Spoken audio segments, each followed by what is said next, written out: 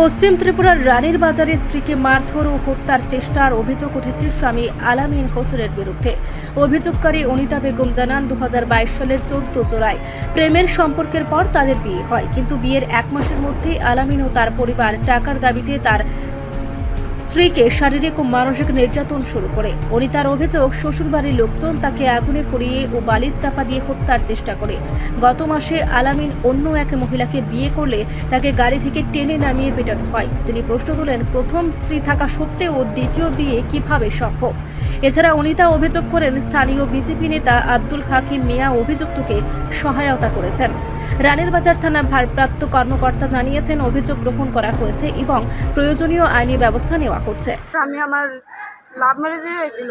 Love marriage হওয়ার পরে সামাজিকভাবে বিয়ে হয়েছে আর আমার সব দিছে বিয়ের ভিতরে, ফুল ফার্নিচার থেকে ধরে স্বর্ণ টর্ণ সবই দিছে। দেওয়ার পরে আমার স্বামী 1 মাসও গেছে না, তারা বাড়ি সবাই শ্বশুর শাশুড়ি সবাই মিলে অত্যাচার শুধু বাড়ির থেকে টাকা আনতাম, টাকা তারা দিছি, অনেকবারও টাকা হয়েছে। দুয়ানোর পরে অনেকবার টাকা দিয়ে মাইরা মেরে ঘরের ভিতরে দরজা লাগায় ফালাই রায়, কেউ আয় না। লাস্ট পর্যন্ত অনেকবার মারানোর করার চেষ্টা করছি। এরপরে বাড়িতে গেছি আর ডাক্তার দেওয়ার লেগে বাড়িতে গেছি, আর আমার মা বাপে আমার ডাক্তার দেওয়াইছে, কিন্তু তারা গেছে না, কোন কারণে গেছে না। এরপরে আলামিন হোসেন এর মধ্যে দিয়ে আমার মা বাবা আমার নিয়ে ডাক্তার দেওয়াইতেছে। এরপরে হে আরেকটা মেয়েরে নিয়ে আইছে, আইনা হে বিয়ে করছে সামাজিকভাবে বলে বিয়ে করছে। মামলা করছি, কিন্তু মামলা কিছু হয়েছে না, তারা কিছু কইতেছে না। রানীবাজার থানা। এই থানাতে? হ্যাঁ, রানীবাজার থানার ভিতরে কইছি। তারপর কি হয়েছে? তারপরে হে আমারে মারণের হুমকি দেয়।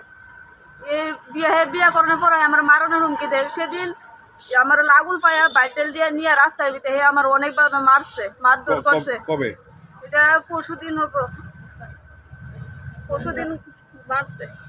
তো বিষয়ে আপনি থানায় জানাইছেন নি? এই বিষয়ে জানাইছি না, আজকে জানাইবেন? হ্যাঁ, জানাবো। আপনি বিয়ে কবে হয়েছিল? আমার বিয়ে 14 জুলাই হয়েছে, 2022 হয়েছে বিয়েটা। সন্তান আছে আপনার? হ্যাঁ, একটা 3 বছরের মেয়ে আছে। স্বামীর লগে বাড়ির সবাই আছে, কিন্তু একজন পার্টি করে আমার কাকা শ্বশুর, তার লেগে আরো তাই হে ইয়া করে আর কি ও হুমকি দেয়। আমরা বিজেপির দল, আমরা কেডা কিতা কইব, আমরা এটা পার্টি দল। আব্দুল হাকিম মিয়া হে হুমকি দেয়, পার্টির দল, হে বিজেপি করে, হে থানা পুলিশ সব কিনা লাইব, দরকার হইলে নেতা বেতা সব কিনা লাইব। হে আমার হুমকি দেয়, আমরা কিছু করতে পারতাম না। মুখ্যমন্ত্রীর কাছে আমি বিচার চাই, হে আমার লোকে আমি থাকতে আরেকটা মেয়ে এনে বিয়ে করে সংসার করতেছে। হে আমার একটা বাচ্চা আছে, বাচ্চাটার খবরও নেয় না। বিষয় হারা বাড়ির সবাই এটার ভিতরে গাট আছে, মানে যতবার আমার বাড়িতে মারছে, এতবার ফোন করে আপনার নুয়াইছে, এরপরে আমি ডাক্তার দেখাই দিই, আর কোনো সময় দিয়ে গেছে না, বলে আপনার বাইরে ডাক্তার দেখেন, ডাক্তারে কি কইছে বা সবই শিক্ষিতা কোনো সময় না। হেরার একদিন কইছি আপনারা না মাইরা আমরা জানাইন, এরপরে আমরা মেয়ের বিচার করুন। হেরা মানতে রাজি না, হেরা সব সময় মাইরা এরপরে আমরা ঢাকা এসালে এরপরে মায়ের দেয়। এরপরে এবারও থানার ভিতরে আইলে হেরা কিতা করে কিতা না আমরা বুঝি না। আমরা কোনো সময় থানাতে আইসি না, তো বাইজির ব্যবহার একমাত্র থানাতে আইসি। আমার বাইজির সব সময় হেরা অত্যাচার করতেছে। বিয়ার 2 মাস 3 মাস পর থেকে অত্যাচার মেয়েরা। এরপরে আবার একটা বিয়া? হ্যাঁ, এরপরে আবার বিয়ে করেছে। ছেলের বাইরে আরেকটা চুকট বদলাইলাম, চুকট বদলাইলে আরেকটা চুকট বদলাইলাম, মেয়ে বদলাই আরেকখানে বিয়া করা।